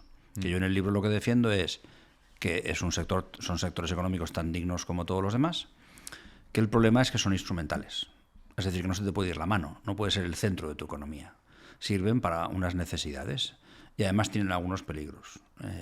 La estacionalidad, que puedes pasar de moda, que son bastante abrasivos sobre el territorio, que generan empleo de mala calidad, etcétera, o que tienden a generar empleo de no muy buena calidad. Entonces nosotros tuvimos una época de eso, la burbuja irlandesa y la nuestra, descomunales de tamaño, las burbujas reventaron, casi se llevan los dos países por delante. Tienes tu razón que después los precios de una cierta bajada, una cierta bajada, 2015, 14, 15 y 16, nosotros volvemos otra vez. ¿Por qué? Pues porque empezamos a recibir todos estos flujos de gente, lo que hemos comentado un poco al principio del podcast, y otra vez vuelve a ser muy rentable y otra vez se vuelve a tirar del carro. Entonces, no sé si esto ha respondido a la primera pregunta. Ahora vamos con la de Madrid. Dale. ¿Madrid va a repetir exactamente los mismos errores? No, en Madrid hay gente de derechas muy inteligente, muy fina, que además son muy buenos hackeando. Son una gente que es capaz de darle vueltas a cosas. Entonces, Madrid, ¿qué está diciendo? Que es verdad y no es verdad a la vez. Que la mitad de la vivienda protegida que se produce en España es madrileña. ¿Vale? Si tú ves cuántas viviendas protegidas están calificadas de las que se producen al año, en un sistema que ahora mismo está mucho en la astringencia. Producimos muy poca vivienda en general y muy poca vivienda protegida. Es verdad que los números de Madrid pesan mucho, pero las viviendas de Madrid, ¿cuánto tiempo son viviendas protegidas? Pues entre 15 y 7 años. ¿Cuánto se inspecciona el fraude al régimen de la vivienda protegida entre esos 7 y 15 años? Nada. ¿Qué hay? Hay un mercado negro. Claro, si a ti te dicen que algo va a acabar siendo vivienda de mercado en 3 días, pues empieza a ver sus cositas. Si además sabes que nadie vigila nada, pues hay todas las cositas del mundo. Madrid, de facto, solo produce vivienda de mercado. En términos, digamos, como sistémicos. Pero, ¿dónde está la sofisticación del Partido Popular madrileño? Que la hay y es de interés y hay que vigilarla. Bueno, en que han generado un modelo de colaboración público-privada en vivienda asequible que tiene muchas cosas positivas. Por ejemplo, le han aceptado a la izquierda que los suelos públicos no pueden dejar de ser propiedad pública. Los suelos del programa Madrid Vive y de otros programas parecidos son cesiones de suelo en derecho de superficie de entre 50 y 75 años, pero la propiedad se mantiene. Están generando lotes importantes de inversión privada que viene a desarrollar esas viviendas protegidas y a que se gestionen en alquiler. Eso también es interesante. Está lanzando un mensaje al mercado financiero de aquí estamos estructurando un tipo de producto. ¿Dónde hay puntos de debilidad? Que algunos pueden ser mal diseño y otros creo que estaban buscados. Que los alquileres de estos programas de colaboración público-privada son altos. Están teniendo unos niveles de renuncias brutales porque la gente dice, pues entre pagar 950 euros en el programa Madrid Vive y pagar 1.040 en el mercado, eligiendo yo a dónde voy. Entonces, este es un primer problema.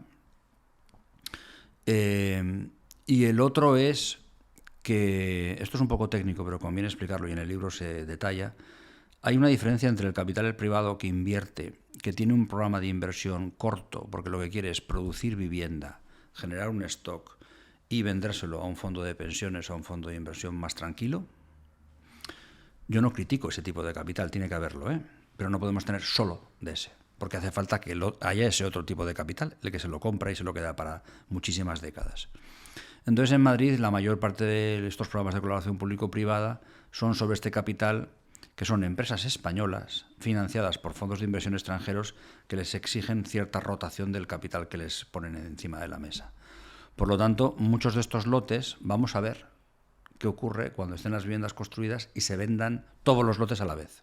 ¿Hay suficiente capacidad para conseguir capital core, capital de largo plazo, que compre esos lotes? No lo sé. Y la otra es que yo tengo muy buena relación con la persona que diseñó el programa Madrid Vive y le respeto muchísimo profesionalmente. No tenemos las mismas ideas en todo, pero eso no es óbice para el respeto. Entonces yo sé que él no está buscando esto y que él hará todo lo que pueda para que no ocurra. Pero Madrid tiene un cierto track record en términos de corrupción en urbanismo. Entonces, ¿qué va a pasar con unos lotes inmensos donde hay puestos un montón de recursos públicos, por cierto, en general no madrileños, porque las subvenciones son europeas y la financiación es estatal? No me hables. ¿Qué va a pasar con ese conjunto de paquetes donde las viviendas se descalifican muy pronto y sin embargo hay que mantenerlas en alquiler protegido a muy largo plazo?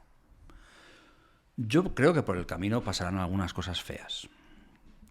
Entonces, ya ves que tengo una visión de esa pujanza de Madrid que no es una visión dogmática, no es son de derechas, está todo mal. No, ojo. Entonces, yo creo que no se van a caer exactamente los mismos errores, Sí. pero en el fondo, a ver, no hemos matado a Rese. El franquismo inmobiliario sigue estando ahí. Hemos matado al felipismo inmobiliario. O sea, esta idea de que no hay que intervenir. O sea, el felipismo lo que decide es que hay que construir otros pilares del estado del bienestar, que se hizo, yo creo que se hizo bien, porque los tenemos a día de hoy. Y en vivienda dijo, no, esto es una cosa que hace el mercado, nos tenemos que retirar. Eso ha muerto. O sea, la derecha hoy en vivienda también es intervencionista. Allá no hay debate. Pero el aznarismo en materia de vivienda, que es lo que en el libro se explica con un poquito de coña, ser un supply believer, es decir, produzcamos, que eso va a bajar los precios, eso no ha muerto. Pero lo que aporta el modelo madrileño es generar un cierto modelo de colaboración público-privada a la española desde el mundo conservador. Bueno, es más que nada. Bueno, y, o sea, es más que nada, yo diría que es mucho más que nada, en términos antropológicos o no sé, de adecuación cultural a cada sistema político, el plan madrileño tiene mucho más sentido para Madrid que el plan catalán. ¿Sabes lo que te quiero decir? Es una cuestión incluso de talento disponible, de cultura política. Probablemente en Madrid tienen los contactos financieros, el tipo de, en fin, el mindset que conduce a la construcción de ese tipo de plan, y aquí tenemos un mindset diferente, mucho más... Lejos de mí el vicio de disentir de mi editor. Pero voy a no estar de acuerdo. Madrid necesita una infraestructura pública y público-privada de vivienda social y asequible. Necesita unas capacidades permanentes al servicio de la vivienda asequible. En Madrid puede haber toda la vivienda de lujo, toda la vivienda para clases medias acomodadas, ningún problema. Yo, como persona de izquierdas, no tengo absolutamente ningún problema con eso. Pero tiene que haber un conjunto de viviendas, no sé cuántas son. Si vamos a un Madrid de 10 millones de habitantes, como en toda España estamos más o menos, Sí. en 500 viviendas por cada 1.000 habitantes, un Madrid de 10 millones de habitantes es un Madrid de 5 millones de inmuebles. Vale, pues tiene que haber 2 millones, 1.700.000, 2 millones de inmuebles que estén fuera de la lógica del mercado, permanentemente. Y que haya un lugar para el servicio público y otro lugar para el encuentro entre la inversión pública y la inversión privada. Madrid también necesita eso. Eso no es solo un modelo madrileño. Respecto al mindset y los contactos, sí que es verdad que Madrid tiende a hablar más con los fondos de inversión con sede en Londres y en Nueva York, que son más agresivos y más abrasivos.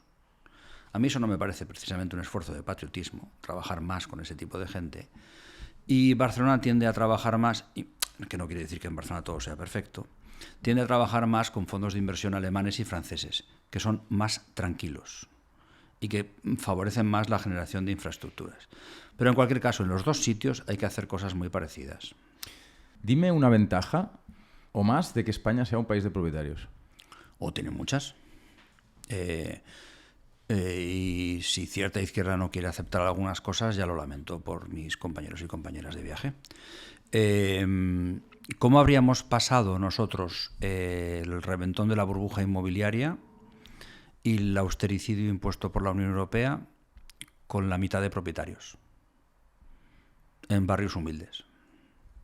Ya lo pasamos muy mal, porque tuvimos una crisis de desahucios. Pero imaginemos lo que hubiese supuesto barrios trabajadores y obreros, donde básicamente la mayor parte de la gente vive de alquiler. Entonces, bueno, tiene claramente un componente de seguridad patrimonial, de fijación de población, de engarce e inserción en barrios y sociedades, obvio, pero ¿eso lo da solo la propiedad? O sea, porque ese también es un mindset muy españolito. Sí. Porque Arrese no ha muerto. Arrese nos cableó el cerebro inmobiliariamente y ahí sigue. Lo da la propiedad, obvio, sí. Este programa masivo del franquismo de producir 6 millones de viviendas protegidas para clases medias y humildes que se convierten en viviendas de propiedad de gente que pasó de estar en el campo, sus familias, emocionalmente, pasaron del mundo rural al urbano y del alquiler a la propiedad, incluso muchos de ellos accedieron a la segunda residencia. Es verdad que eso te lo da, pero te lo dan otras muchas cosas. Te lo da ese profesional liberal vienés que vive en una vivienda de Viena Wohnen, que es la empresa municipal de vivienda, que paga un alquiler, que hace ya mucho tiempo que la compañía municipal le dijo: usted gana tanto que no va a pagar el alquiler social, va a pagar un alquiler muy superior, pero inferior al del mercado, y nosotros no queremos que se vaya, usted está aquí bien. No, y ese señor, ese profesional liberal, dice: no. O si es una pareja de profesionales liberales. No. Si yo en el barrio estoy de maravilla, me parece fenomenal que me cobréis más, los servicios públicos, mis vecinos, los críos van a no sé qué colegio, de aquí no nos movemos. Es más, si nos queréis cobrar el alquiler de mercado, cobrarnos en el alquiler de mercado. Eso también genera seguridad. O sea, en términos de generar seguridad, arraigo, cohesión, etcétera, se puede hacer de muchas formas. Las viviendas sobre suelo público, protegidas, vendidas en derecho de superficie a 75 años por el gobierno vasco desde hace un cuarto de siglo, ¿generan o no generan seguridad? Gente que en su momento, ahora es un poco más, pero en su momento eran 120.000 euros, que era el precio de producción más un pequeño margen de beneficio para el sector público o para el privado, cuando los hacían los privados. Esa gente que ponía un dinero encima de la mesa se hacía una pequeña hipoteca, tenían 20 y tantos años y decían: hasta los 100 yo tengo mi tema resuelto y es mi ciudad. O sea, esas seguridades las podemos generar de varias maneras, pero la propiedad es una de ellas. Y la izquierda, que no quiere verlo, que no quiere ver que su propia base electoral y sindical sociológicamente vive ahí, tiene un problema. Yo también creo que cada vez más gente lo ve, incluso en la izquierda. Bueno, y vuelvo a varias de las tesis del libro. Hay que combinar. O sea, el tipo de viviendas fuera de la lógica del mercado que hay que hacer no son solo viviendas de alquiler. ni solo viviendas sociales, ni solo viviendas públicas. Tenemos que combinar cosas. Y lo bueno es que la ciencia para poder hacer eso en España la tenemos. No la teníamos, ¿eh? El problema de la vivienda era un problema subdiagnosticado hace 15 o 20 años y el nivel de relación con las buenas prácticas europeas y el conocimiento de instrumentos era muy bajo. Ya no estamos ahí. A mí me das 12 o 13 mil millones de euros al año, varios lustros, y yo sé con qué gente lo podemos mover, ¿eh? Necesitas 12-13 mil millones de euros al año, es decir, un 1% del PIB. Sí, bueno, ahora es un poco más. Estamos en 1.400.000.000, creo, 400 y pico. Pues 13, 14, si es que al final la cifra tampoco es tan relevante. Es mucho más importante que sea constante. Sí. Es decir, que durante varios lustros Sí. hay un programa masivo de generación de una infraestructura para la que haya pues 12, 13, 14 mil millones Pero de tú no euros solucionas esto, constantemente. ¿eh? Tú no lo solucionas. Yo solo no. Con un 1% de PIB, que no está mal, ¿eh? No, yo solo, ni siquiera siendo de Bilbao, lo solucionamos, no. No, hay que, varios lustros. Hay que generar un ecosistema. Cuenta, ¿cómo te imaginas tú los próximos lustros justamente de política de vivienda y de gestión del problema de la vivienda? Vamos a hacer política ficción y vamos a ver cuánto se sostiene esto cuando veamos el podcast dentro de unos años. Pues, envejecerá fatal, seguro. Y cuánto confundimos entre qué nos gustaría que ocurra y qué va a ocurrir finalmente. A ver, mi sentido común, que es el menos, o sea, con el sentido común no es no decir nada, pero mi sentido común es que si tenemos un 75% de vivienda en propiedad y un 25% de alquiler y tenemos un 97% de vivienda en manos privadas y solo un 3% en manos de entidades públicas o parapúblicas, y a día de hoy la oferta de vivienda es mucho más baja que la creación de hogares, creamos 100.000 viviendas nuevas y 200.000 hogares cada año, y 2/3 partes de la oferta de vivienda va a las personas que queremos cambiar de vivienda pero que ya tenemos una, y que el grupo de personas que se acceden, se compran o se alquilan su primera vivienda, que antes era el centro de gravedad del mercado inmobiliario, no lo es. Mi sentido común dice que tenemos que generar una infraestructura pública, pero también con mucha intervención privada. Hay que acordar qué hacemos juntos y poner algunos límites para que esa colaboración sea simbiótica y no parasitaria. Hay que generar un ecosistema de empresas públicas, cooperativas, fundaciones, empresas privadas que trabajen con la administración, que tienen que afanarse en construir, captar, comprar, movilizar, rehabilitar, etcétera, todas las tareas técnicas que sabemos, para generar unas viviendas en las que, estando los precios por debajo de los del mercado y yendo desde las más sociales hasta las que tienen casi un precio de mercado, generemos un espacio residencial en nuestras ciudades de confort, digamos. Es decir, que esas viviendas están fuera de reglas de mercado y tienen unos precios conectados a los salarios y a los ingresos de los autónomos constantemente. Hay una parte que es más social y que requerirá solo inversión pública, y hay otra parte en la que el resto de Europa, donde hay 27 millones de viviendas, donde viven 53 millones de europeos que no están regidos por normas de mercado, hay una parte en la que puede haber inversión privada y puede haber beneficio. Y esto a mí me abre un problema con cierta izquierda que dice, no, cualquier tipo de inversión privada en vivienda pública, social, no sé qué, no sé cuál, no es adecuado. Bueno, si alguien viene con sus millones y pone su trabajo y ayuda a generar una infraestructura y se gana un dinero razonable, constante en el tiempo y tranquilo, a mí me parece que está aportando a mi país. Entonces, yo creo que para eso hay una condición de posibilidad ahora mismo en España. ¿Por qué? Porque yo hubo un momento, yo he ido a todas las asambleas anuales de las empresas públicas de vivienda desde hace muchos años. Y en la de Logroño, que tuvo que ser 2009 o 2010, cabíamos todos en un minibús, porque se habían cepillado a casi todas las empresas públicas de vivienda de España. Ahora somos 160. Como gremio, tenemos muchísimas cosas buenas. No se va a poder solucionar el problema sin las empresas públicas, y tenemos unas cuantas cosas malas. No se va a solucionar solo con empresas públicas. En Cataluña hay un ecosistema de cooperativas en cesión de uso, profesionales alrededor de las cooperativas, fundaciones, muchas alrededor de la iglesia, este tipo de operadores que lo que quieren generar es vivienda de calidad y asequible y que esté permanentemente, que yo creo que está percutiendo sobre el resto de España diciendo, miren, no son frikis, tienen varios miles de viviendas donde viven varios miles de familias. Esto tengámoslo en cuenta porque puede ser un elemento de colaboración. Y finalmente hay un tipo de empresarios que yo juro que existen, no son unicornios, son pocos todavía, pero sí existen. Y además son empresarios y empresarias que están haciendo varias cosas. Es decir, a la vez que tienen dentro de su cartera de productos estos programas para poder trabajar con la administración y generar vivienda estable, asequible, etcétera, pues están haciendo vivienda de lujo, o vivienda de propiedad, o están trabajando en lotes grandes en otros sitios, o tienen varias empresas en diferentes lugares del mundo. Es decir, no estamos hablando de agentes químicamente puros y tampoco seguramente hará falta.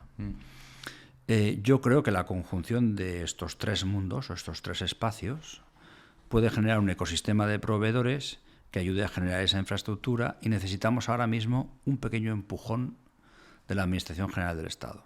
¿En forma de dinero? Pues sí y no. Porque ahora mismo hay unos 3.800 millones de euros en el presupuesto de la Administración General del Estado, que es insuficiente, pero es más que lo que había antes, y hay varias líneas de varios miles de millones de euros de crédito abiertas en el ICO. Por lo tanto, por ahí, en realidad ahora mismo tenemos más dinero que capacidad de absorber ese dinero. Y el pequeño empujón que necesitamos de la Administración General del Estado, y aquí conmino a la ministra Isabel, por la que tengo aprecio personal, nos trata muy bien a los navarros cuando nos encontramos con ella, es que regulen la figura de las Housing Associations. Esto es una technicality, pero ahora lo descomponemos y se verá que es muy sencillo. Que este ecosistema tenga un estatuto jurídico y que se le diga a operadores públicos y privados: cuando usted haga este tipo de tareas, va a tener una fiscalidad especial, va a poder acceder a suelo público, va a poder acceder a subvenciones, a financiación, y vamos a generar un entorno, que quizás haya que hacer un sandbox inmenso, un entorno de procedimientos y de regulaciones específico para que esto vaya rápido. Y yo creo que estamos al borde de...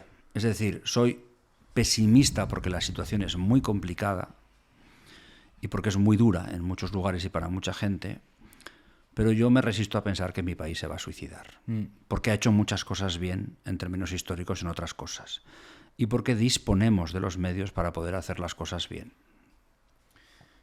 Déjame hacerte una última pregunta. Hay una cosa que nunca me cuadra con el tema de la vivienda, que es Piketty y su 4% de rentabilidad anual de la clase de activo inmuebles en el capital en el siglo XXI, la peor clase de activos de todas. Las series históricas de rentabilidad de los bienes inmuebles pues muestran que la rentabilidad de la tenencia es baja. El problema es que en España ese 4% en realidad está de actualidad en España también. ¿En qué sentido? En el sentido de que habrá quien tenga una rentabilidad del 12% por un piso o algo por el estilo, pero la mayoría de la... Y del 22%. Entonces, esta es mi pregunta, ¿no? Digamos, la ciencia económica o la historia económica dice esto ha rendido un 4% y en realidad se ha asemejado muchas veces a una letra del Tesoro o, en fin, algo por el estilo. Y de hecho se podría defender que los españoles lo que han hecho es que han preferido poner su dinero de manera conservadora en bienes inmuebles en lugar de en letras del Tesoro de un gobierno o de un gobierno democrático todavía joven, en una historia en la que la desconfianza hacia las instituciones ha sido muy importante y justificada. ¿No? O sea, en este sentido, ¿por qué no están haciendo ya todos los españoles que trabajan con esas rentabilidades de en torno al 4% el trabajo que tú defiendes que tiene que ser facilitado y acelerado ahora por el ecosistema del que estabas hablando? Pues seguramente porque no se ha estructurado el ecosistema y no se ha explicado y se ha vendido bien. Pero quiero decir, ¿es verdad o no que la vivienda genera una rentabilidad del 4%? Y si es así, ¿por qué no dejarle al mercado operar? Porque un 4% de rentabilidad es muy bajo, o sea, no parece ser abusivo. Pero si la rentabilidad fuese el 4%, el comportamiento de los precios tendría que ser bastante alineado. Vale, por tanto, y no está ocurriendo. Entonces, no te voy a discutir la cifra del 4%. Pues, bueno, si no te discuto a ti, que eres mi editor, le voy a discutir a Piketty. O sea, lo que él diga. Te juro, fenomenal, lo que él diga. Piketty, o sea, no lo digo yo. No, pero entiendo que el problema es que en España este 4% lo dirá Piketty en una serie histórica en Inglaterra y Francia y no sé qué, pero en España hace 20 años que no estamos ni por asomo en esos números. Espero que nadie se me ofenda, pero del Reveal de hace un mes, uno de los chistecicos... Yo ya conozco a mucha gente del sector privado, con algunos tengo más confianza que con otros, pero el chistecico era: ¿de aquí quién tiene avión privado? Y debe de haber 2 o 3. Muy pocos, vale. ¿De aquí quién tiene superyate? De estos hay unos cuantos más. Yo no tengo ningún problema con esto. Bueno, el avión privado contamina mogollón. no tengo ningún problema con la riqueza. No tengo ningún problema con la riqueza. ¿No? Pero una de las cosas que me pareció súper paradójica ¿y quién de estos manda en su empresa? Ninguno. ¿Por qué? Porque en el fondo lo que hay es niñatos, porque son tíos y son niñatos. Niñato quiere decir gente como yo, hombres jóvenes. Mucho más niñato que tú. Pero porque nacieron 10 años más tarde. No, gente joven, poderosísima, riquísima, frivolísima. Bueno, no quiero... ¿Vale? Muy acelerada, gente muy acelerada, por lo que sea. Vale. Que en Londres y en Nueva York tienen unas bolsas de dinero descomunales y las van poniendo en sitios, y entonces tienen delegados en ciertos mercados y en ciertos países. Les dicen, aquí tienes 1.000 millones de euros, los vas a rotar como un cabrón y yo quiero un 18%. Que después no es un 18, después es un 13 o lo que sea. Bien, de acuerdo.